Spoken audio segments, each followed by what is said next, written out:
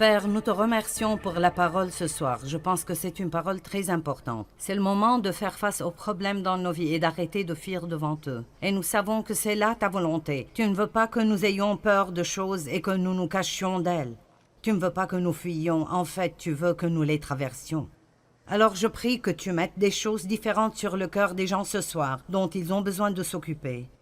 Et que tu fasses ce soir ce que toi seul peux faire. Nous le demandons au nom de Jésus. Amen. Je veux vous parler ce soir de façon dont les gens fuient leurs problèmes.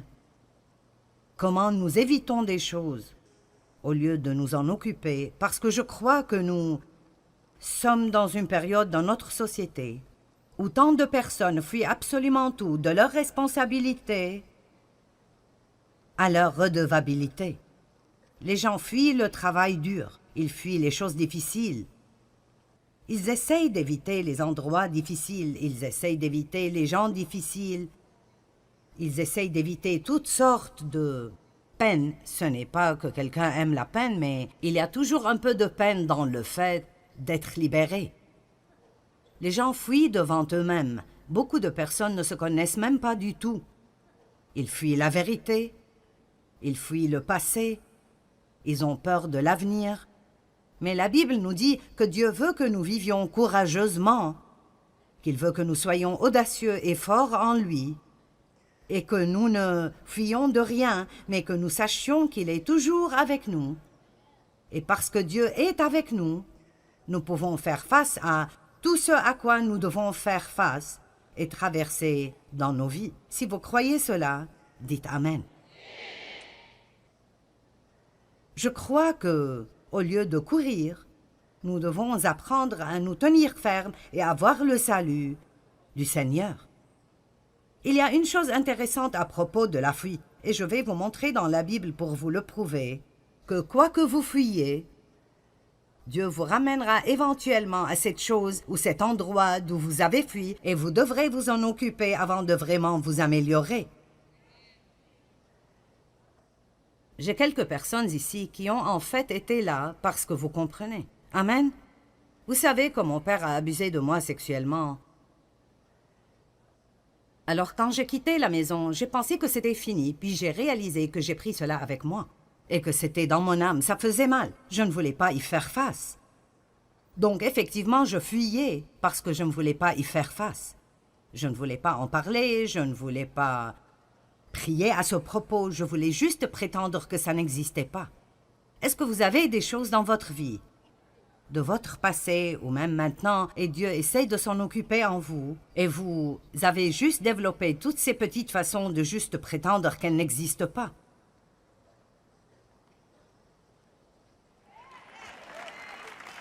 Parce que vous ne voulez pas vous en occuper. Laissez-moi vous dire quelque chose. Mettre les choses sous le tapis, façon de parler, est en fait une chose très dangereuse. Juste parce que vous avez choisi de ne pas les regarder ne veut pas dire qu'elles ne sont pas là. Et Dieu nous a oints pour nous occuper des choses et pas pour fuir. Eh bien, éventuellement, et je ne suggère pas que quiconque fasse ce que Dieu m'a fait faire, je suggère néanmoins que vous fassiez tout ce que Dieu vous demande de faire. Vous n'avez pas besoin de faire ce que Dieu m'a demandé de faire, mais vous devez faire ce que Dieu vous demande de faire, et il nous guide de façon différente. Donc, je priais un jour et j'ai senti que Dieu me disait « Le moment n'est pas encore arrivé, mais le moment viendra où tu devras aller et confronter ton Père à propos de ce qu'il t'a fait. » Si vous savez déjà ce qu'est l'abus sexuel parce que c'est arrivé avec vous ou parce que vous connaissez quelqu'un avec qui ceci est arrivé, tout cela opère basé sur ce secret horrible. Ne dis à personne, ne dis pas à ta mère, ne laisse personne savoir. L'agresseur vous dit que c'est une bonne chose, mais en même temps, il vous dit de le cacher, ce qui n'a pas de sens du tout. Donc j'ai passé ma vie entière à cacher tout ce qu'il me faisait. J'avais peur de dire à quiconque. Et La dernière personne que je pouvais confronter était lui. Je me souviens qu'une fois, je lui ai écrit une lettre lui disant combien ce qu'il faisait me rendait misérable. Et j'ai eu tant de problèmes et j'ai été punie. Et alors j'ai eu peur de même essayer de lui dire quoi que ce soit de nouveau. Et l'une des choses les plus dévastatrices pour moi était d'être forcée d'agir comme si j'aimais quelque chose qu'en fait je haïssais et je détestais. C'était de la manipulation et du contrôle de la pire manière. Alors quand Dieu m'a dit que j'allais devoir aller et le confronter, et lui parler ouvertement à propos de ce qu'il m'avait fait et comment ça m'avait affecté, le fait même de penser à cela m'effrayait énormément, et c'était la dernière chose que je voulais faire. Et j'étais vraiment heureuse quand ce jour, Dieu m'a dit « Le moment n'est pas venu, mais il arrivera. » Et alors peut-être que je pourrais vous dire ce soir que Dieu veut juste que vous vous apprêtiez, au moins mentalement, pour que vous soyez prêts à vous occuper de choses dont vous devez vous occuper pour aller bien. Vous voyez, le fait est que vous ne pouvez pas fuir des choses et vous cacher et vraiment aller bien. Que ce soit un péché dans votre vie dont vous devez vous occuper avec Dieu, que vous ayez besoin de faire des restitutions à quelqu'un que vous avez vraiment peiné et blessé, peut-être que quelqu'un dans votre vie vous a vraiment maltraité, et il vit dans ce monde de fantaisie où ça ne l'a même pas gêné. Et pour son bien, vous devez retourner et d'une façon aimante vous asseoir et le confronter et lui dire ce qu'il vous a fait et comment vous vous êtes senti. Parfois, vous ne pouvez pas avancer sans cela. Et je sais que pas tous d'entre vous sont blessés, comme j'ai été blessée ou comme d'autres personnes ici ont été blessées. Mais je crois que ce que je vais partager avec vous peut être appliqué à chacun d'entre nous d'une certaine façon ou d'une autre, même les gens qui laissent les autres personnes les manipuler parce qu'ils ont peur de les énerver. Ne laissez pas quelqu'un d'autre voler votre vie parce que vous avez peur de leur dire « Tu n'as vraiment pas le droit de me contrôler et de me manipuler et je ne te laisserai pas continuer à le faire. » Quelqu'un peut dire « Amen » ? Nous voulons être sous l'autorité divine et être soumis, mais cela ne veut pas dire que vous laissez quelqu'un d'autre vous manipuler et vous contrôler et vivre votre vie pour vous. Nous devons vouloir plaire à Dieu et pas plaire aux gens. J'étais heureuse que Dieu ne m'a pas fait faire cela tout de suite parce que je n'étais pas prête. Je ne sais pas combien de temps est passé, peut-être 2 ans, et je passais du temps avec le Seigneur un jour, et je veux dire, juste au milieu de la prière, j'ai entendu le Saint-Esprit dire « C'est le moment ». Oh mon Dieu, eh bien, je tremblais tellement et j'avais si peur. Mais Dave est venu avec moi et je me suis assise devant mon père.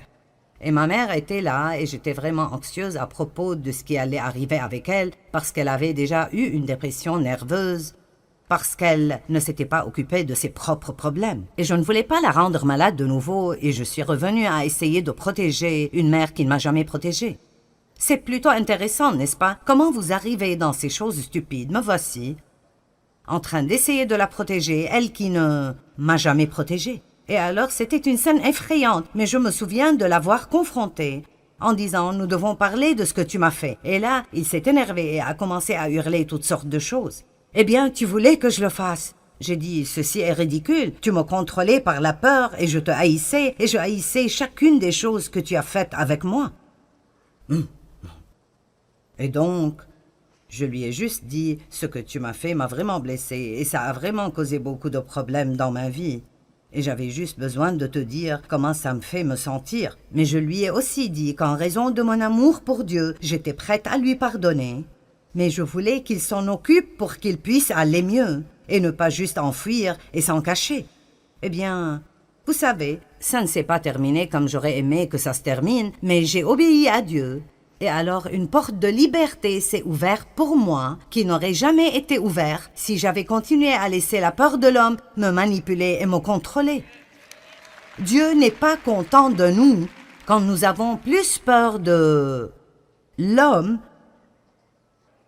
que nous avons une crainte révérentielle pour Dieu. Je ne dis pas d'avoir peur de Dieu, mais quand Dieu dit que c'est le moment de nous occuper de cela, c'est le moment de nous occuper de cela et nos vies ne marcheront pas bien si nous ne le faisons pas. J'ai dit cela ce matin et je le dirai de nouveau pour beaucoup d'entre vous.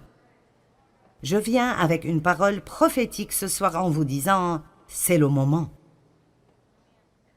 C'est le moment de sortir ces choses de sous le tapis que vous avez entassées là-dessous. Vous ne voulez pas entasser ces choses. Vous devez vous occuper de ces choses parce que sinon elles s'occuperont de vous. Elles vous voleront votre joie et elles seront juste plus profondément enracinées à l'intérieur de vous.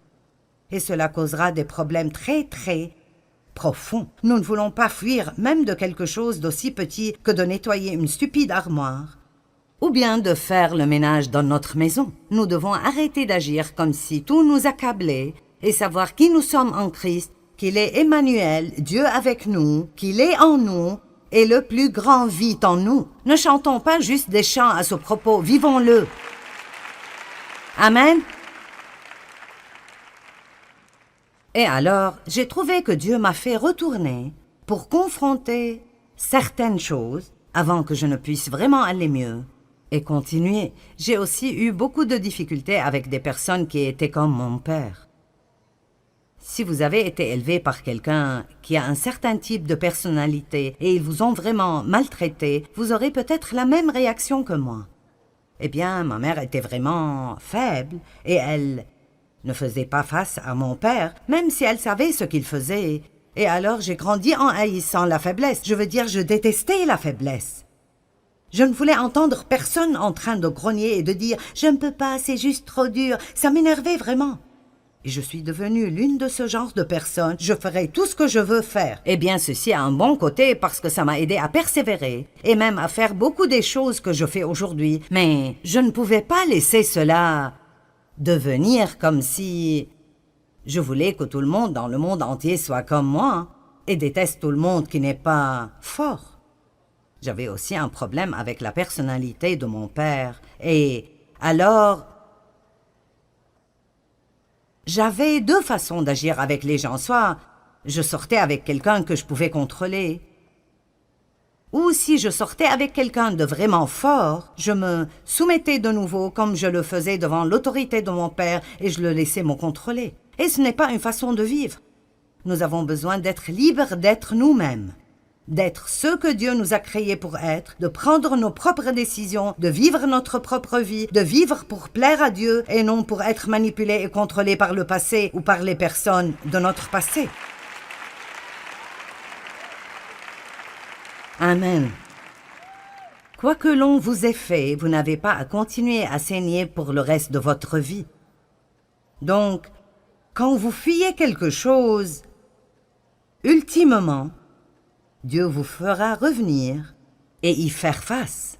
Moïse, Actes chapitre 7, verset 22.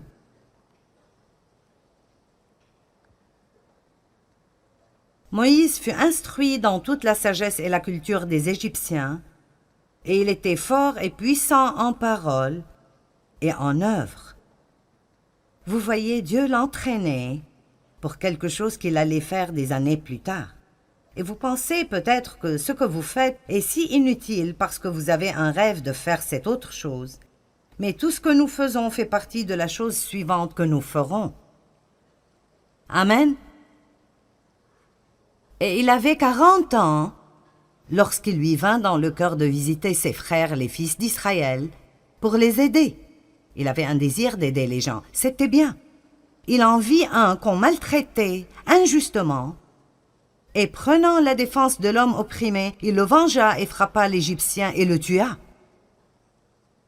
Il pensait, et j'aime ce verset, et je vous parlerai un peu plus à son propos demain. Il pensait que ses frères comprendraient que Dieu voulait se servir de lui pour les libérer. Il avait pris pour acquis qu'ils l'accepteraient, mais ils ne le comprirent pas.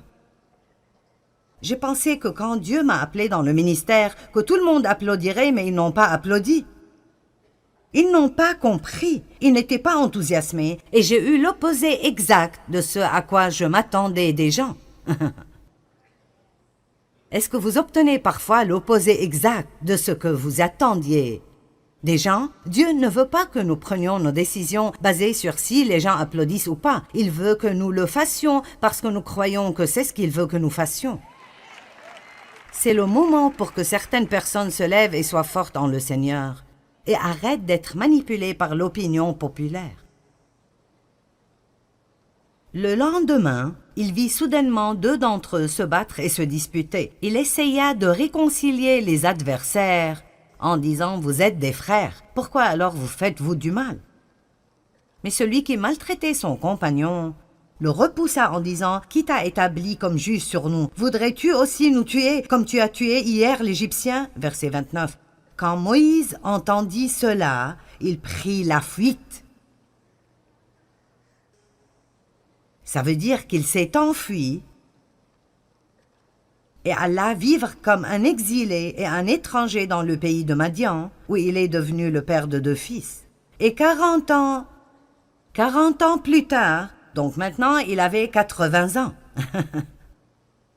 Mon Dieu, la fuite fait perdre beaucoup de temps. Là, Dieu lui apparut dans le désert. Vous remarquerez que dans 4 de ces endroits que je partagerai avec vous ce soir, à chaque fois que ces personnes fuyaient, ils ont toujours terminé dans le désert. Est-ce que vous me suivez ce soir? Le désert est un endroit sec, misérable et malheureux. Vous ne vous sentez pas bien dans votre vie, et puis ça développe toutes sortes d'autres problèmes, parce que si vous n'aimez pas ce que vous faites, puis vous devez trouver une excuse et blâmer ce que vous faites sur quelqu'un d'autre. Et nous allons si loin dans le trou du lapin blanc que nous n'avons aucune idée de comment sortir. Donc, 40 ans plus tard, et il avait maintenant 80 ans, Dieu lui apparut dans un buisson en feu. Moïse, voyant cela, fut émerveillé par cette apparition.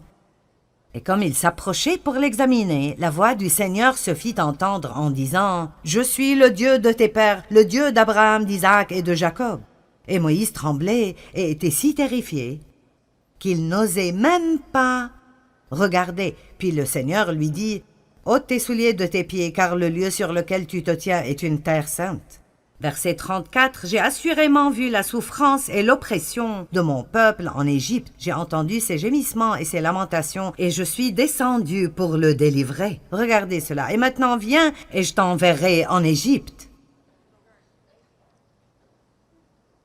Allez, quelqu'un doit crier. Comment pouvons-nous être libérés de quoi que ce soit si nous en fuyons? Comment pouvons-nous possiblement être libres de cela si tout ce que nous espérons est de ne pas avoir à nous en occuper?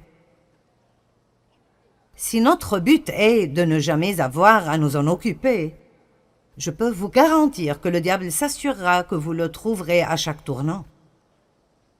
Et la façon d'arriver au point où vous n'avez pas peur des choses est de leur faire face. La seule façon de chasser la peur est de lui faire face quand vous la confrontez.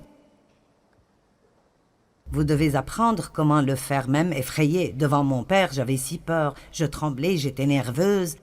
Mais je ne pouvais pas arriver de l'autre côté de cela si je ne m'en occupe pas. La seule façon dont vous pouvez être libre est de vous occuper des choses. La vérité vous rendra libre, mais la vérité doit être appliquée dans votre vie pour que vous soyez libre.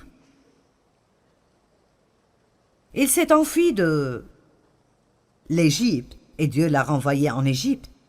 Genèse chapitre 16, versets 8 et 9. Maintenant, je sais que certains pensent « Comment est-ce que cela s'applique à moi ?» Eh bien, Dieu vous le montrera. Je pense que certaines personnes ont des choses enfouies si profondément en eux qu'elles sont sous tellement de couches, elles leur font toujours mal et leur causent de la peine. Mais ils ne réalisent même pas que c'est un problème. Genèse chapitre 16, versets 8 et 9. Maintenant, ceci est une situation où Dieu a promis un enfant à Abraham et Sarah ne devenait pas enceinte assez rapidement. Et plusieurs années sont passées et elle était déçue, alors elle a trouvé cette idée très charnelle et lumineuse qu'elle ferait de sa servante, Agar, la femme secondaire de son mari. Et vous penserez que n'importe quelle femme serait plus intelligente que cela, mais elle ne l'était pas. Et Agar est devenue enceinte, et puis elle a développé une attitude envers Sarah. Aujourd'hui, ce serait quelque chose comme « je suis enceinte et tu ne l'es pas ».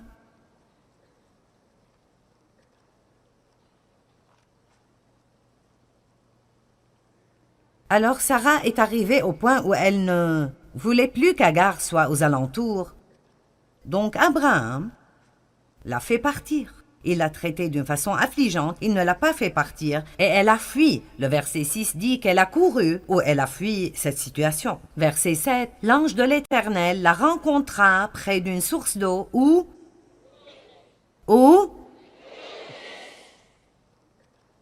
sur le chemin de Chour, il lui demanda, Agar, servante de Sarai, d'où viens-tu et où vas-tu?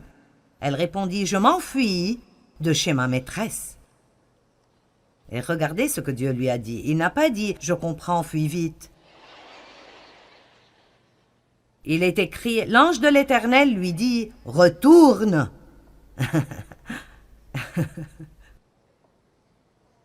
Eh bien, retourne auprès de ta maîtresse et humilie-toi devant elle. Maintenant, quel genre de chose est cela?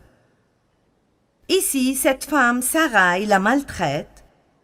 Elle fuit cette situation et ça semble être une chose raisonnable à faire. Écoutez-moi, juste parce que vous voulez fuir d'un endroit qui vous est inconfortable, ça ne veut pas dire que Dieu veut que vous partiez.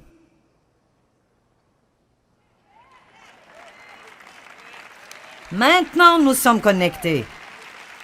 Il y a un temps où nous devons partir d'endroit. Mais ce n'est pas quand vous le voulez, c'est quand Dieu vous fait partir. Dieu a dit à Abraham de partir. Pars de là où tu es, éloigne-toi de ta famille et de tous tes proches et va à un endroit que je te montrerai. Ils étaient tous païens.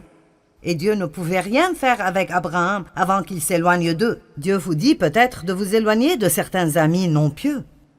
Il vous dit peut-être de quitter un travail où ils vous font faire des choses qui sont pécheresses. Mais il y a beaucoup d'autres moments quand nous laissons un endroit juste parce que nous ne sommes pas traités de la façon dont nous pensons que nous méritons d'être traités. Et peut-être qu'apprendre comment régler certaines de ces choses est exactement ce que Dieu veut et il nous a placés à l'endroit où il veut que nous soyons. Je travaillais dans un autre ministère pendant 5 ans et je ne sentais pas que j'étais traitée comme il faut. Et c'était dur, je veux dire au maximum, c'était dur. C'était l'une des choses les plus difficiles que j'ai faites dans ma vie entière, de ne pas juste me lever et d'après mon style de faire les choses, dire « je ne continue plus ».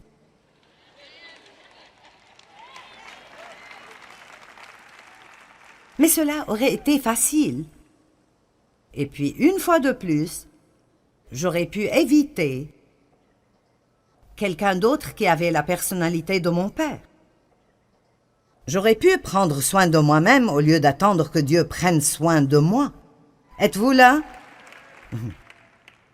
Et je savais dans les profondeurs de mes entrailles que Dieu ne voulait pas encore que je parte. Juste parce que vous voulez faire quelque chose, ça ne veut pas dire que vous pourrez le faire. Dois-je dire ça de nouveau? Juste parce que vous voulez faire quelque chose, ça ne veut pas dire que vous pourrez le faire. Si nous allons être vraiment soumis à Dieu, pensez-vous que c'était facile pour Dave de rester avec moi les premières années de notre mariage? Ça ne pourrait.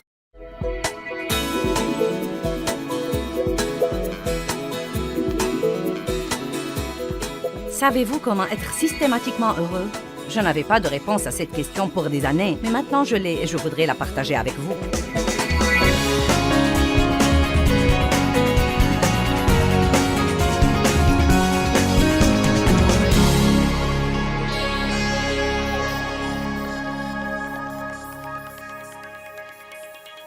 Ce matin, je veux vous parler encore une fois de vivre sans frustration. Et je crois vraiment que l'essentiel se réduit à une question. Que voulons-nous sinon être heureux? Amen? N'est-ce pas vraiment ce que vous voulez? Même les autres choses que vous croyez que vous voulez parce que vous croyez qu'elles vous rendront heureux. Ou, vous savez, si vous aviez plus d'argent ou une meilleure maison, vous seriez heureux. Si votre conjoint était sauvé, vous seriez heureux. Si vous étiez marié ou si vous n'étiez pas marié, vous seriez heureux. Et donc, toutes les choses que nous croyons que nous voulons. L'essentiel de ce que nous voulons tous est que nous voulons nous lever et être vraiment heureux. et jouir du jour et ne pas être malheureux et ne pas être frustré et déçu et découragé et tout ce genre de rebut. Et donc, il y a un moyen de vivre le genre de vie que nous voulons. Jésus est mort pour nous donner exactement ce genre de vie. Dans Jean chapitre 10, verset 10, il dit « Le voleur ne vient que pour voler, tuer et détruire, mais je suis venu afin que vous ayez la vie et que vous en jouissiez et que vous l'ayez abondamment, complètement, jusqu'au débordement. » Nous devons apprendre à abandonner et à jouir de la vie que nous avons. Maintenant, j'ai fini la session la nuit dernière en encourageant les gens à prendre la décision d'aimer leur vie, d'arrêter de vouloir la vie de quelqu'un d'autre et d'aimer leur vie. Et donc, comme je vous parle ce matin d'abandonner, de vous décharger de vos soucis, de ne pas essayer de diriger votre vie, d'entrer dans le repos de Dieu, quelle que soit la terminologie dont vous voulez l'appeler, d'abandonner et d'apprendre à jouir de la vie, je veux que vous appreniez à jouir de votre vie. Tant que vous n'accepterez pas votre vie et que vous n'arrêterez de vouloir la vie de quelqu'un d'autre, vous ne pourrez jamais jouir de votre vie. Et croyez-moi, ce n'est pas mieux ailleurs. Quel que soit ce que vous regardez et que vous croyez que vous le voulez, il va y avoir des défis qui viennent avec lui aussi. Mais allons à Jean chapitre 15. Nous allons étudier ensemble les merveilleuses choses que Jésus dit sur la manière dont nous pourrons finalement jouir de la vie. Nous allons regarder d'abord Jean 15, verset 11. C'est en fait... Ensuite, nous allons revenir au verset 1, mais Jésus nous dit « Je vous ai dit ces choses pour que ma joie soit en vous et pour que votre joie soit complète et parfaite et abondante et débordante. » Que tout le monde dise « Jésus veut que je sois vraiment heureux. » Vous voyez, non pas un petit peu, mais vraiment heureux. Non, mais il dit « Je suis venu afin que vous ayez la vie et que vous l'ayez abondamment. » Cela veut dire le débordement. Plus que ce dont vous avez besoin pour vous débrouiller. Il dit « Je vous ai dit ces choses. » Et nous allons revenir dans une minute et découvrir quelles sont ces choses qu'il nous a dites. Pourquoi nous dit-il ce qu'il nous dit? Afin que ma joie soit en vous et que votre joie soit complète et parfaite et débordante. Je crois que si nous avons assez de joie, elle jaillira de nous et atteindra quelqu'un d'autre. Et ensuite, quelqu'un d'autre voudrait avoir ce que nous avons. Croyez-vous vraiment qu'un chrétien triste, un chrétien fâché, un chrétien déprimé, un chrétien découragé, un chrétien frustré ou un chrétien exaspéré sera un bon témoin pour inviter les gens à venir au royaume? Bien sûr que non. Nous devons incarner ce que veut le monde. Ils veulent être heureux. Ils veulent avoir la paix. Ils veulent se lever et ce n'est vraiment pas les choses qu'ils veulent. Ce qu'ils veulent vraiment, c'est d'être heureux. Et donc, si nous pouvons juste être heureux, nous serons un panneau d'affichage ambulant pour le christianisme, parce que si vous êtes stable et que vous vous y prenez dans la vie avec ce plaisir paisible, les gens vous demanderont ce que vous avez qui vous permet de vivre comme ça. Et la porte sera grande ouverte pour leur parler. Donc je crois que nous devons faire de la stabilité et de l'expression de joie, non pas un faux truc, mais une expression de vraie joie. Nous devons en faire une priorité dans nos vies. Il y a toujours quelque chose qui vous fera froncer les sourcils tous les jours, si c'est ce que vous voulez faire, mais ça ne va pas améliorer votre vie. Maintenant, quel que soit ce que vous croyez que vous voulez, ce que vous croyez qu'il vous rendra heureux, je ne veux pas vous décourager, mais ce n'est pas ce que vous voulez vraiment. C'est incroyable le temps que nous passons dans notre vie à poursuivre des mirages. Avez-vous jamais vu un film sur le désert? Vous savez, où un type est dans le désert et il meurt de faim et de soif et il croit qu'il voit une petite flaque d'eau au loin. Non, mais elle lui semble très réelle. Et il fonce vers cette flaque d'eau. Il saute au milieu d'elle et il découvre que c'est de la poussière. C'est juste un mirage. C'était quelque chose qui semblait être quelque chose qu'il n'était pas. Eh bien, je crois que beaucoup de choses que Satan nous fait miroiter ne sont que des mirages pour les personnes affamées et assoiffées. Et il nous amène à poursuivre tout le temps ces choses qui s'avèrent n'être rien, plutôt que de poursuivre la seule chose dont dit la Bible, qu'elle répond réellement à tous nos besoins.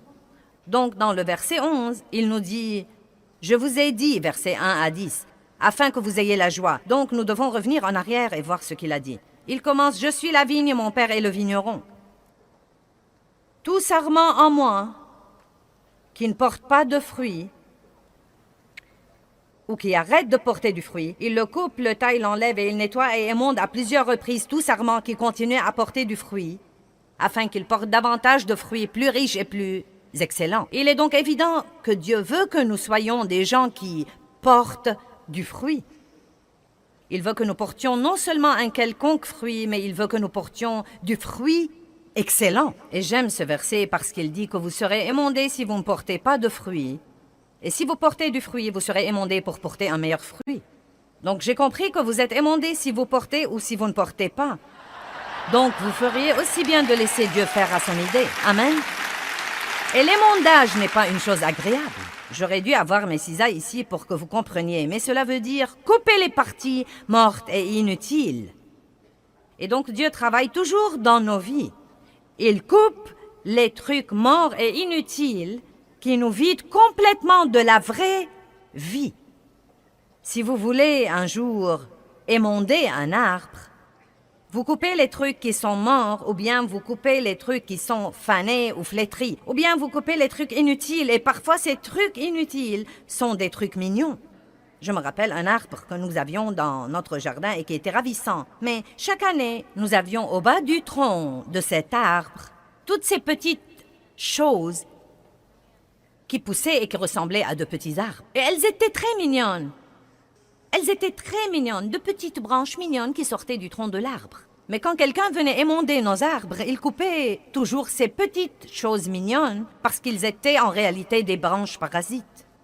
Elles ne servaient vraiment à rien. Elles étaient juste là, elles étaient mignonnes et elles vidaient l'arbre de sa vie et empêchaient les vraies branches d'avoir tout ce dont elles avaient besoin. Et donc certains d'entre vous ont quelques branches parasites qui traînent dans votre vie et qui vous vident continuellement de la vie. Et si vous le lui permettez, Jésus viendra émonder ces trucs. C'est tous ces trucs que vous essayez de faire qui ne vous avancent en rien et ne vous servent à rien, ou ces choses que vous croyez que vous devez avoir pour être heureux, et vous êtes frustré parce que Dieu ne vous les donne pas, et vous réprimandez le diable car vous savez qu'il vous entrave. Et la vérité est que Dieu ne vous donne pas ce que vous demandez, parce qu'il sait déjà que ce n'est pas ce que vous voulez, et vous êtes le seul à ne pas le savoir. Vous devez donc vous fier à Dieu qui fera pour vous ce qu'il y a de mieux. Allez, que quelqu'un loue Dieu.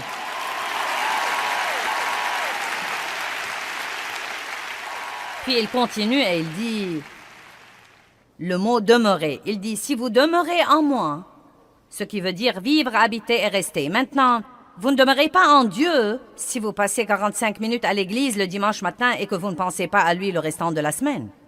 Maintenant, la plupart de vous ici aujourd'hui ne sont évidemment pas comme ça parce que c'est vendredi matin et vous avez pris un congé de travail pour venir ici. Mais nous avons vraiment des millions de gens qui nous regardent à la télé, qui se sont probablement mis à l'écoute par hasard. Et peut-être que quelque chose, ma voix, m'est très particulier, le fait que je sois une femme, la chemise rouge et le col blanc, je ne sais pas. Quelque chose vous a amené à vous arrêter et à regarder pour une minute. Et peut-être que vous n'allez pas à l'église, et peut-être que vous êtes chrétien, et peut-être pas. Et peut-être que si vous allez à l'église, vous y allez le dimanche et vous redoutez d'y aller et vous avez hâte que ça se termine. Eh bien, croyez-moi, ce n'est pas une relation de demeurer en Dieu. Jésus n'est pas mort pour que nous ayons une religion. Il est mort pour que nous ayons une relation profonde, intime, personnelle avec Dieu, par lui.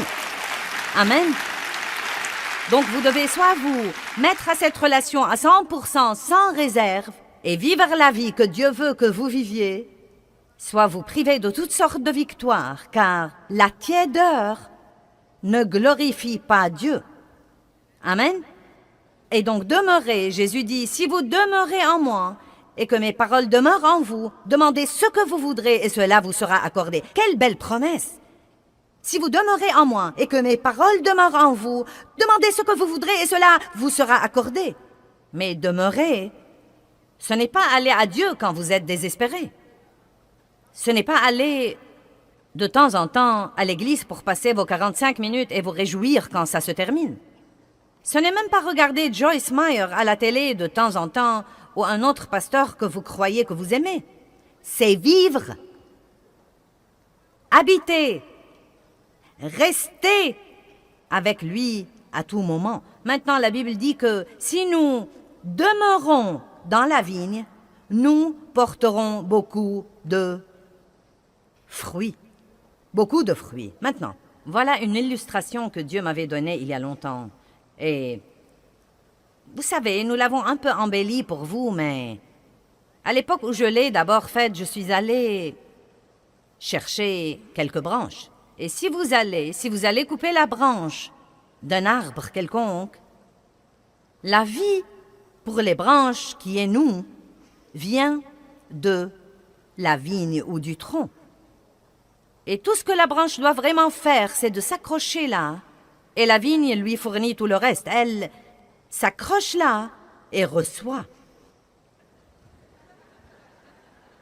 Merci Jésus. Alléluia. Dieu aide-moi. Fortifie-moi Seigneur. Rends-moi gentil. Maintenant vous savez que ce soit un pommier ou un oranger, par exemple. Vous voyez, les chrétiens essayent toujours d'être gentils. Nous sommes... Oh, je faisais de gros efforts pour être gentil. J'essayais de laisser ma bouche fermée. J'essayais d'être gentil. Eh bien, avez-vous jamais vu un pommier ou un oranger dire « Je suis un oranger !» Non. Comment saurez-vous que c'est un oranger en voyant les oranges? Comment saurons-nous que nous sommes chrétiens en voyant le fruit? Et comment allons-nous porter du fruit en demeurant dans la vigne? Vous n'allez pas porter du fruit en luttant et en étant frustré et en essayant de faire que ça se produise. Vous avez besoin de plus de temps dans la parole, plus de temps dans la communion, plus de temps dans l'adoration, plus de temps de s'accrocher à la vigne, d'aimer Dieu, d'adorer Dieu. Vous devez venir comme un petit enfant tous les jours et dire « Tu sais quoi, Seigneur? Je ne peux rien faire sans toi. Et si je veux aller dans le monde aujourd'hui et être gentil, j'ai besoin d'un téléchargement de toi. » Eh bien, que faisons-nous? Nous avons 3 bons jours et ensuite nous croyons que nous n'avons plus besoin de Dieu. Donc, tout est cool, c'est du gâteau. J'ai mis le doigt dessus, je l'ai fait souligner dans ma Bible, coloré en 3 couleurs, des étoiles et des rayures tout autour. Très bien, je connais ce verset. Vous ne croyez donc pas que vous devez passer du temps avec Dieu? Eh bien, chaque jour où la branche est loin de la vigne, vous savez, le premier jour, ça va, pas de problème. Vous avez bonne mine. Ouh! Le deuxième jour, personne ne peut dire vous avez toujours bonne mine. Le troisième jour, vous êtes un peu fané ici, mais... Vous savez, ce n'est toujours pas trop mauvais. Ensuite, nous devenons un peu croquants sur les bords. Vous voyez? Vous savez, un peu croquant. Mince alors. Le 5e jour, il n'y a qu'un petit truc vert là. Tout le reste s'est dégradé et il n'y a plus qu'une petite chose que nous pouvons faire. Et le 6e jour, vous êtes un vrai gâchis. Eh bien, vous savez quoi? C'est comme ça que j'ai vécu pendant des années et des années et des années, jusqu'à ce que j'ai finalement compris que si je veux rester comme ça et porter du fruit avec facilité, je dois rester dans la vigne. Je dois passer un temps avec Dieu, avoir la force dont j'ai besoin pour être ce qu'il veut que je sois, pour faire ce qu'il veut que je fasse, et ensuite je vais être une petite heureuse campeuse. Vous pouvez venir prendre ceci. Merci beaucoup. Êtes-vous venu ce matin avec quelqu'un qui est croquant sur les bords?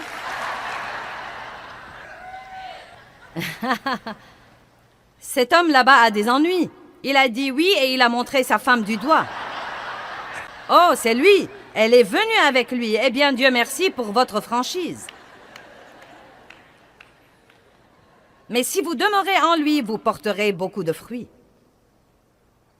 Si vous demeurez en lui, vous pourrez avoir la joie.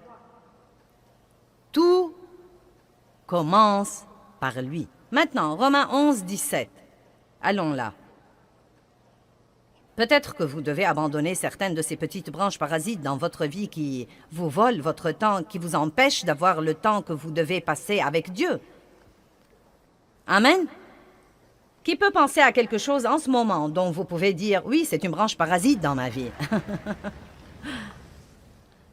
Romains 11, 17 nous dit quelque chose sur un petit processus qui s'appelle la greffe.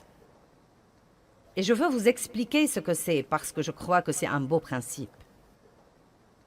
Mais si quelques-unes des branches ont été coupées, tandis que toi, olivier sauvage, tu as été greffé parmi les branches restantes pour partager la richesse de la racine et de la sève de l'olivier. Et ensuite, il dit quelques autres choses, mais ce qu'il dit, c'est que les Juifs étaient comme les branches naturelles, mais à cause de l'incroyance, certains ont été coupés. Et ensuite, Dieu a pris les païens et il les a greffés pour qu'ils puissent partager la richesse et la sève de l'olivier. Il y a en fait un processus qui s'appelle la greffe. Et si vous êtes des botanistes, je crois que ce sont les gens qui s'occupent des arbres et des plantes. Vous comprendrez ça, mais je n'avais pas la moindre idée de ce que c'était. Donc quand je l'ai étudié, c'était passionnant pour moi, car si vous avez une plante qui meurt, et c'est le cas de la plupart des gens, fanée et mourante et à peine survivante de jour en jour, vous pouvez en fait aller à une plante saine et vous pouvez faire une entaille dans cette plante.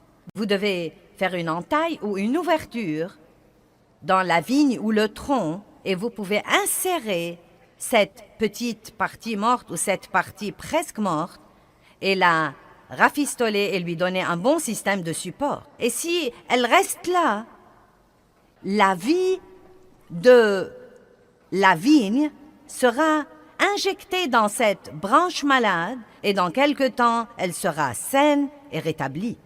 Maintenant, la raison pour laquelle j'étais excitée est que la Bible dit dans Ésaïe 53 que Jésus a été blessé pour nos péchés.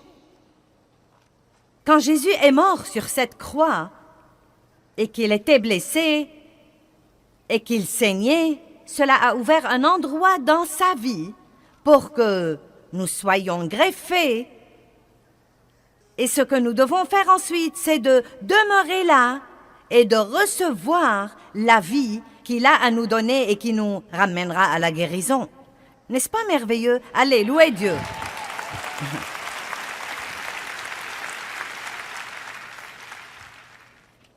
Je veux donc m'arrêter là pour un instant, avant de parler d'autre chose aujourd'hui.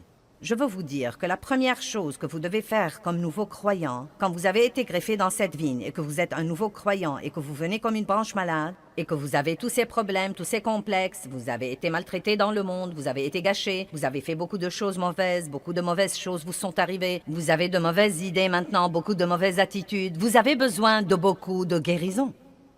Et Dieu nous offre la guérison.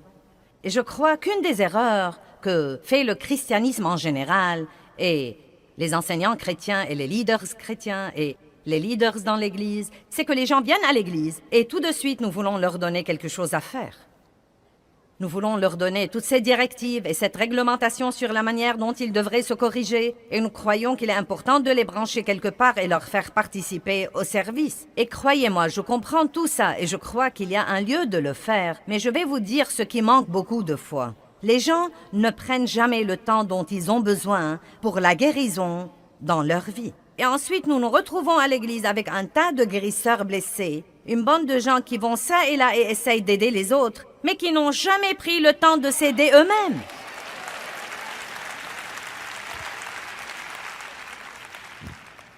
Vous voyez, je me lasse tellement d'essayer de m'occuper, par exemple, de chrétiens qui manquent d'assurance.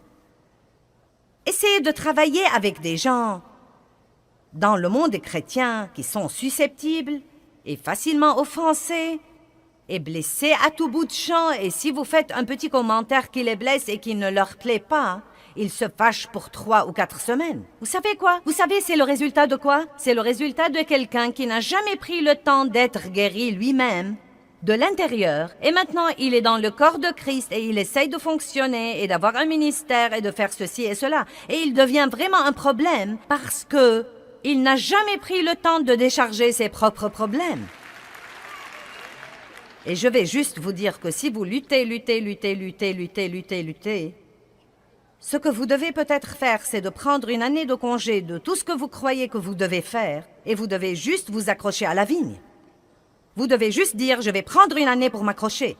Et les gens n'aiment pas que vous leur dites ça parce que ça leur fait croire que vous ne faites rien. Mais dites juste « tout ce que je fais fait empirer ma situation de toute façon. Et donc, excusez-moi, je vais prendre une année pour m'accrocher à la vigne parce que je n'ai rien à donner avant de me guérir et de me rétablir de l'intérieur. » Amen.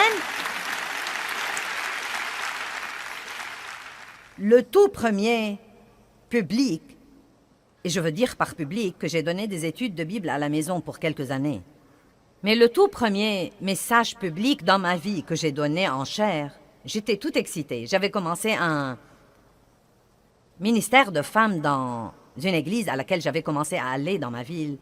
Et j'ai senti que ça allait être le commencement de quelque chose que Dieu pourrait vraiment utiliser et de quelque chose de grand. Et j'ai prié pour savoir ce que je devais prêcher dans ce premier enseignement ce jour-là. Et Dieu m'a dit, je veux que tu dises à mon peuple que je les aime. Et le premier livre que j'avais écrit était un livre intitulé « Dites-leur que je les aime ». Quand Dieu m'a dit qu'il voulait que j'aille là pour mon premier grand début public comme étant la femme de l'heure, cela m'a plutôt exaspéré que Dieu veuille que j'aille dire aux gens qu'il les aimait. Je me disais, eh bien, tu sais, c'est une leçon d'école du dimanche. Je ne veux pas juste aller leur dire que tu les aimes. Donne-moi quelque chose de substantiel. Donne-moi quelque chose de riche. Je veux quelque chose de substantiel et riche. Une révélation à télécharger aux gens.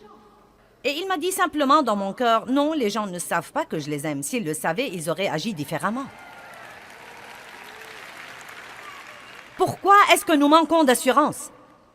Parce que nous n'avons pas de révélation sur l'amour de Dieu pour nous. Nous ne comprenons pas la justice. Nous ne comprenons pas qui nous sommes en Christ. Donc nous laissons ce que nous disent les autres nous dicter notre valeur. Et c'est parce que nous n'avons jamais pris le temps de nous immerger dans la parole de Dieu assez longtemps pour laisser ce que nous lisons passer de notre tête à notre cœur et devenir pour nous une révélation qui changera nos vies.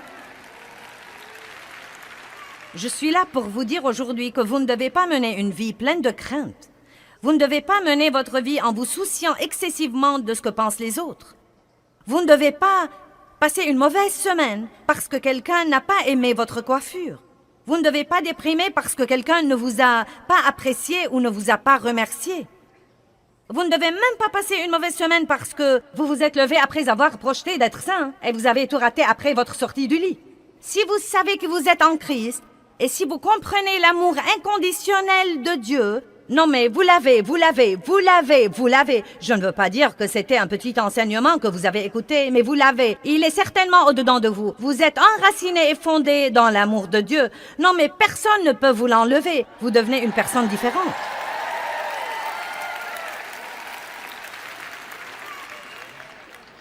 Je croyais que je savais ce qu'était l'amour de Dieu, mais je ne le savais pas. Et donc, toute cette première année de mon ministère, j'ai consacré mon temps d'études personnelles privées à l'étude de l'amour de Dieu pour moi.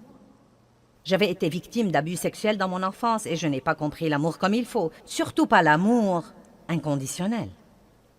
Il me semblait que, quand j'étais jeune, si je travaillais, ça m'évitait beaucoup d'ennuis à la maison. Et donc, je suis devenue un bourreau de travail pour avoir de la valeur. Et certains d'entre vous tirent leur valeur d'être perfectionnistes et, vous savez, nous la tirons. La méditation de Joyce Meyer, votre vitamine quotidienne. Cher ami, le verset biblique du jour se trouve dans Jean 8, verset 36. Si donc c'est le Fils qui vous donne la liberté, alors vous serez vraiment des hommes libres. Puisque Dieu nous a créés pour vivre sans aucune sorte de lien, nous pouvons expérimenter la liberté de profiter de tout ce que Dieu nous a donné en Christ. Il nous a donné la vie et notre objectif devrait être de l'apprécier. Mais dans ma vie, je sais que je ne peux pas juste souhaiter d'être libre. Je dois agir pour cela. Il est nécessaire pour moi d'obéir à la parole de Dieu et de marcher selon l'enseignement du Saint-Esprit. Cela signifie que je ne peux pas juste écouter ou lire la parole en espérant avoir des résultats. Mais je dois mettre en pratique ce qu'elle dit. Vivez-vous la joie de la liberté dans votre vie? Je prie que Dieu vous encourage à chercher cette liberté qui est la vôtre en Jésus-Christ. Car il est mort sur la croix pour nous rendre libres de la puissance du péché, et vous et moi pouvons être libérés de chaque problème dans la vie. La liberté est à vous. Alors, allez-y et prenez-la.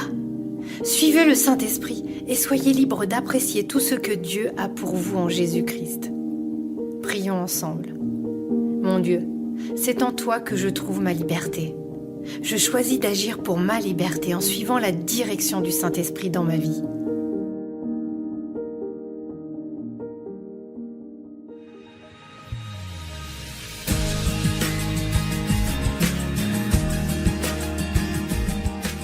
Merci beaucoup d'avoir écouté.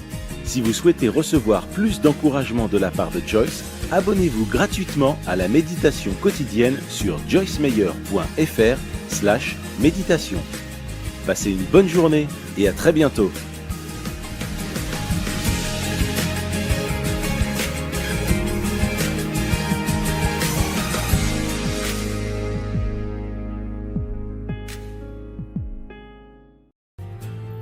Ce programme est financé par les amis et partenaires du ministère de Joyce Meyer.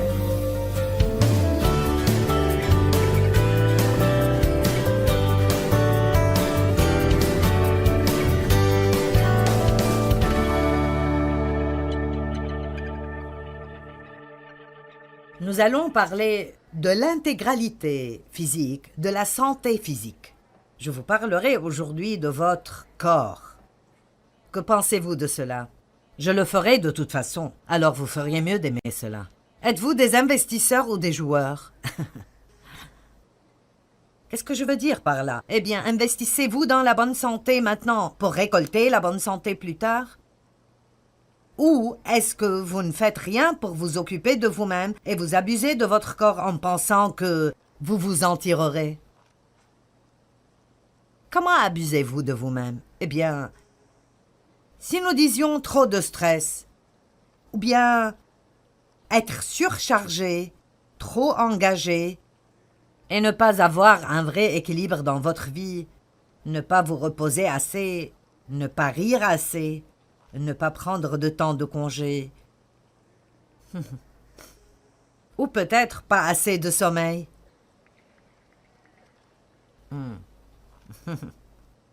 Êtes-vous enthousiasmé ou pas? Moi, je le suis. Ou peut-être l'inquiétude, l'anxiété. Qu'est-ce qui arrivera dans le monde? Qu'est-ce qui arrive avec le gouvernement? Qu'est-ce qui arrivera avec mes enfants ou après ma retraite? Eh bien, j'ai une autre idée. Et si nous vivions aujourd'hui? Je veux dire, vraiment, pourquoi n'avoir ni regret ni crainte? Et découvrons vraiment ce qu'aujourd'hui détient pour nous. Ou bien un mauvais régime. Eh bien, chérie, je suis ici pour t'aider aujourd'hui.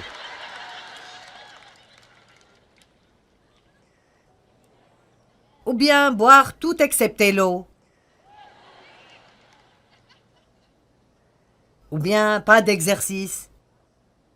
Si tout ce que vous faites est de vous asseoir dans votre fauteuil et presser des boutons sur des télécommandes, vous allez mourir, beaucoup plus tôt qu'il ne faut. Nous avons tous ces ligaments dans notre corps parce que Dieu nous a créés pour qu'on bouge.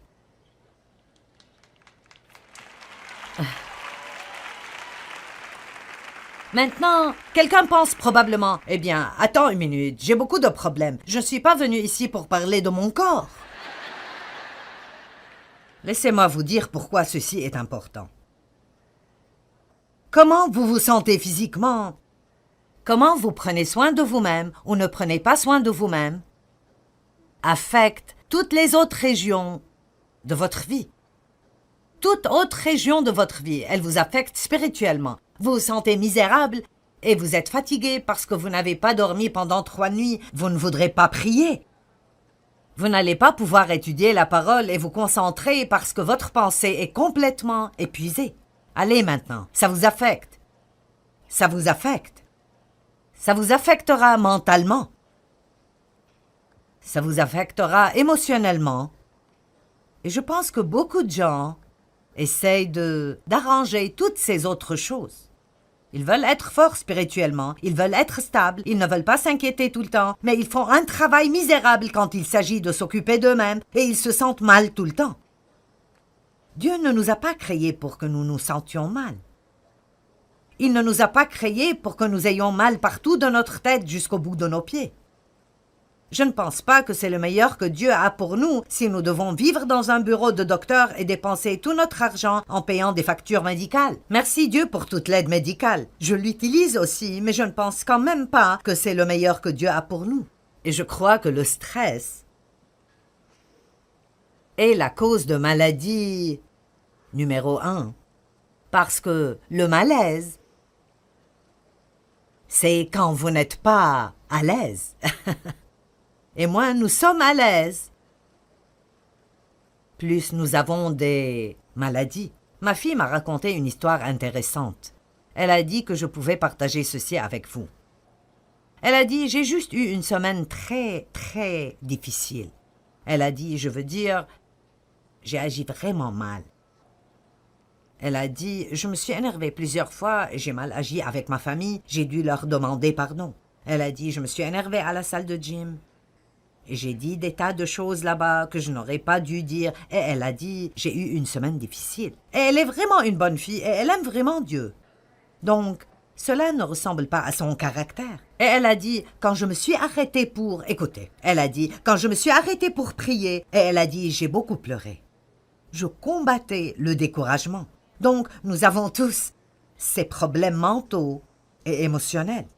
Et elle planifie, et donc elle aime accomplir des choses. Elle travaille dur et elle aime accomplir des choses. Eh bien, quand quelque chose d'autre arrive, ce qui se passe toujours, est-ce que quelqu'un a remarqué que votre plan ne marche juste pas à 100%?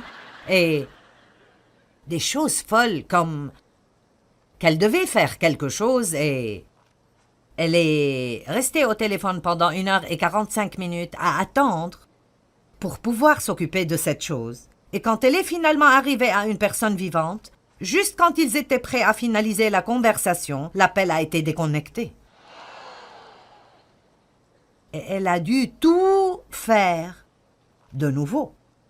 Et elle et sa famille, ils allaient à l'île du Prince-Édouard en vacances cette année, et c'est au Canada. Et elle était totalement inconsciente du fait que son passeport était expiré. Et son mari a demandé « Est-ce que nos passeports marchent toujours ?»« Je ne sais pas. » Ils ont cherché et bien sûr, ils étaient expirés. Ils ont pensé que ce serait facile d'en faire un. Ils ont découvert que ceci était un cauchemar aussi. Je ne suis même pas sûre qu'ils les auront à temps. Ils attendent au bureau de poste, ils attendent dans la file, etc., etc., etc. Donc, ça l'a juste rendue folle. Vous savez, si vous vivez sur le bord,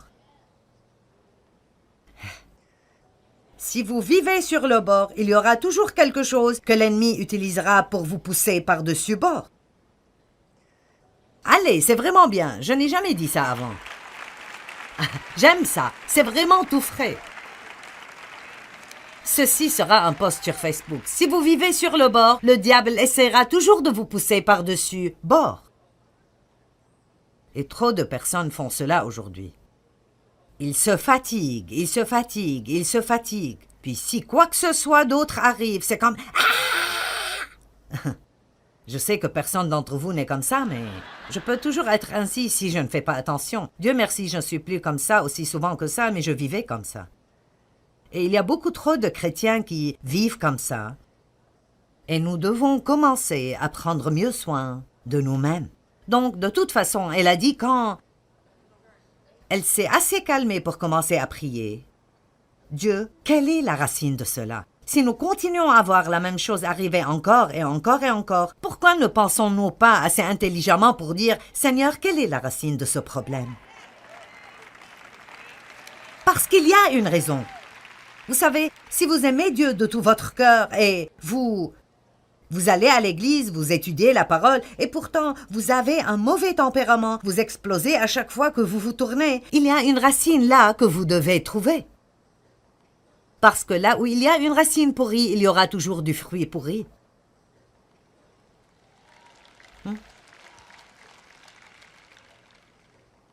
Et elle a dit, tout ceci, quand j'y ai pensé, était juste que je n'avais pas assez dormi pendant probablement 2 semaines. Et elle a dit, je reste réveillée la nuit parce que je veux finir des choses. Et puis je ne dors pas assez. Alors elle a dit que Dieu l'a confrontée assez sérieusement à ce propos, et maintenant elle croit que si elle n'obtient pas assez de sommeil, ce sera un péché. Et puis-je vous dire quelque chose? Contrairement à ce que vous croyez, vous ne vous appartenez pas et je ne m'appartiens pas non plus.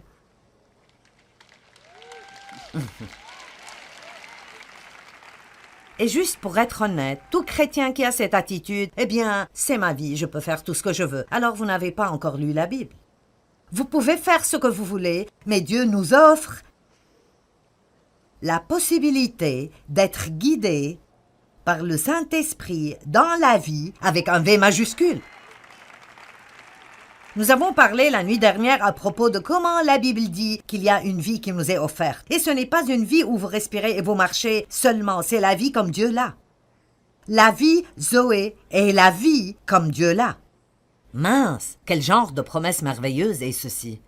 Et vous savez, je connais aussi un autre jeune homme, quelqu'un que je connais depuis un bon moment. Et ce gars avait un mauvais tempérament et c'était difficile de s'accorder avec lui, et guénard et irrité tout le temps, et pourtant, il avait été un chrétien pendant très longtemps. Et tout le monde est arrivé à la conclusion, c'est juste comme ça que tel et tel est.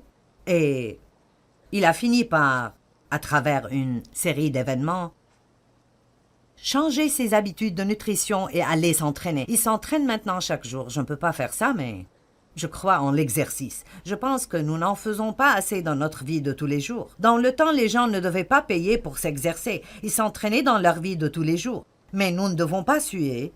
Nous n'avons pas à faire ça. Nous pressons des boutons et la vaisselle est faite. Nous pressons plus de boutons et la télé s'allume. Et nous montons et nous descendons sur l'escalier roulant ou dans l'ascenseur. Nous nous énervons si nous n'avons pas de place de parking à côté de l'entrée. Et bonté divine, nous ne devrions pas suer, ça ferait sortir certaines toxines qui nous tuent. Donc, c'est dur pour moi de croire le changement en cet homme dont je parle, après avoir changé son régime alimentaire et commencé des exercices. Et je vous dirai une chose, mieux vous vous sentez physiquement, mieux vous vous sentez à propos de tout. Ça vous donne plus de confiance, ça vous donne plus d'audace. Vous marchez plus droit, vous êtes plus énergétique, vous voulez être impliqué dans des choses. Et je vous dis maintenant, peut-être que vous avez une maladie et il y a des choses à propos desquelles vous ne pouvez rien faire, mais commençons à faire quelque chose à propos des choses dont on peut s'occuper.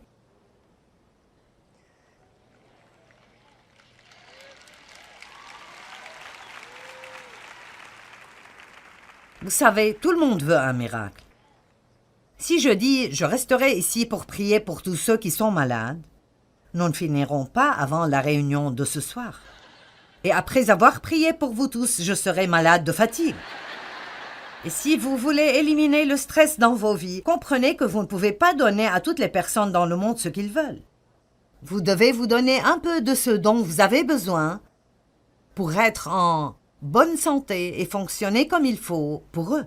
Et je veux vous dire, quoi que vous en pensiez, ce message aujourd'hui est possiblement l'un des messages les plus importants que vous entendrez, car quand Jésus nous offre une nouvelle vie, il y a un mode de vie qui va avec. Vous ne recevez pas juste Jésus pour continuer à vivre de la même façon que le monde vit. Jésus a dit « Je suis le chemin, je suis la vérité et je suis la vie ». V majuscule, et nous devons apprendre comment lui obéir. Alors, maintenant, quand je vous parle aujourd'hui de ce que vous mangez, ce n'est pas une discussion de combien vous pesez. Donc, n'entrons pas là. Je pense simplement que tout le monde doit se débarrasser de la mentalité « je suis au régime ». Nous n'avons pas besoin d'un régime, nous avons besoin d'un nouveau mode de vie. Si quelqu'un fait un régime pour perdre 25 kilos, il y a probablement la mentalité « je veux perdre du poids pour pouvoir aller manger tout ce que je veux ». Eh bien, nous savons où cela mène. Vous passez toute votre vie à passer par le même cycle encore et encore. Nous ne devons plus penser « je fais un régime », mais plutôt « je vais apprendre à vivre comme il faut ». Je vais m'exercer comme il faut, je vais prendre soin de moi-même, je vais manger des choses qui sont agréable à mes papilles, mais je ne mangerai pas des cochonneries tout le temps. Pour honorer Dieu, je prendrai soin de moi-même et je pense que je peux vous faire une promesse. Si vous n'avez pas une maladie métabolique, et c'est le cas pour certains, vous finirez par peser le bon poids pour vous sans faire un régime.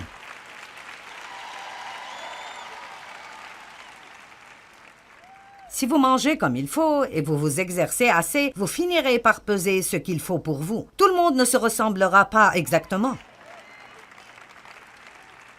J'ai une amie qui mange plus que moi et elle pèse 50 kilos. Et c'est gênant. Est-ce que quelqu'un comprend ce que je dis? Est-ce que ça prend du sens? Très bien. Combien d'entre vous savent déjà que vous avez besoin de mieux vous occuper de vous-même? Eh bien, nous y voilà. Nous avons le bon groupe. Très bien. 1 Corinthiens chapitre 3, verset 16. Vous savez ce qui est si merveilleux pour moi dans la parole de Dieu?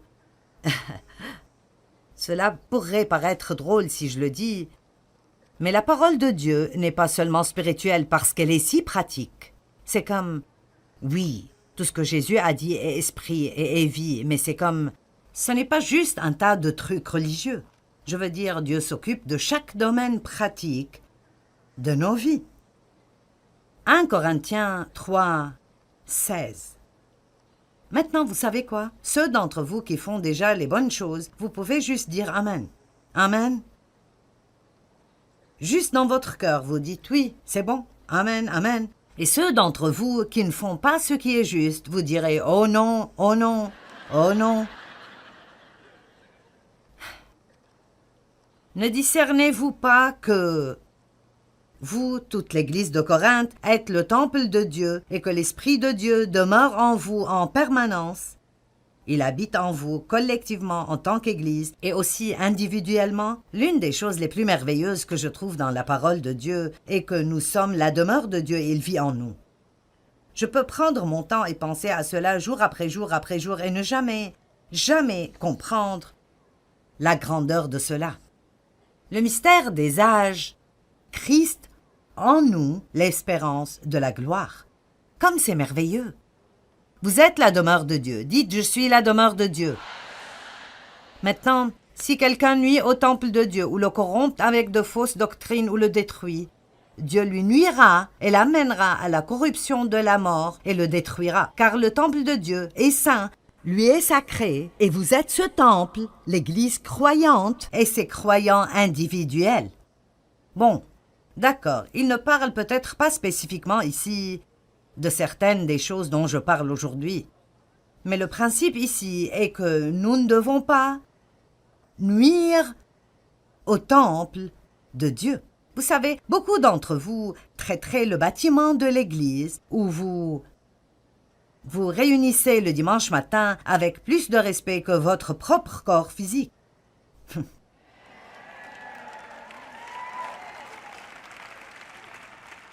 J'aime cette partie de la salle.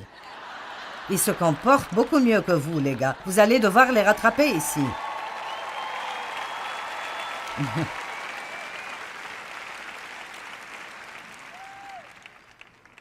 Vous savez, dans la Bible, dans l'Ancien Testament, les temples qui ont été construits pour Dieu, le temple que Salomon a bâti, les tabernacles temporaires dans le désert, il y avait des instructions détaillées qui ont été données sur comment bâtir, décorer et prendre soin de ces temples. Des instructions très spécifiques et détaillées. Il était magnifique. Il demandait beaucoup de soins pour le maintenir dans un bon état. Et il y avait des moments dans l'histoire où le temple est tombé en ruine à cause de périodes de négligence et des programmes entiers ont été conçus pour le reconstruire et le réparer. Avez-vous besoin d'une nouvelle couche de peinture ou d'un programme entier pour reconstruire et réparer? Pour certains d'entre vous, ceci pourrait juste être comme faire un peu d'ajustement dans certaines choses. Je ne boirai plus autant de café et je boirai plus d'eau. D'accord. J'essaierai d'avoir 7 heures de sommeil par nuit au lieu de 4. Non? Dois-je ajuster encore plus? J'ai besoin de 8 heures de sommeil, sinon je ne serai pas agréable. Il y a eu un temps dans ma vie où je pouvais en avoir 6 pour quelques nuits consécutives. Et pas tout le monde a besoin de cela.